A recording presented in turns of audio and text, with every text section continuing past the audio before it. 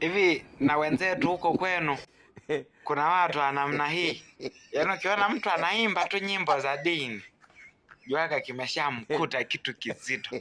Aidha ameachika, aidha kala losi ya hela nyingi, kafilisika, aidha wamemchapulia hela, aidha amepata jambo gumu, ndo utasikia anaweka nyimbo za dini, nyimbo za kuabudu zile za taratibu za kumtafuta Mungu na nini.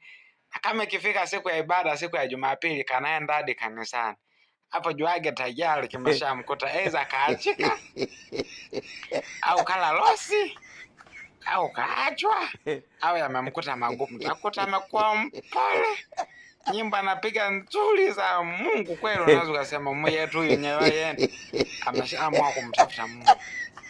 Sasa akishapata lihusiano lingine sasa linalohusiana na mahusiano, au michongo ikisharudi kwenye mfumo wake, kama ni fedha ikisharudi kwenye mkao, au kama kazi aliyokuwa anaisubiri akaikosa ikafeli, muda ule sasa yameshaipata tena.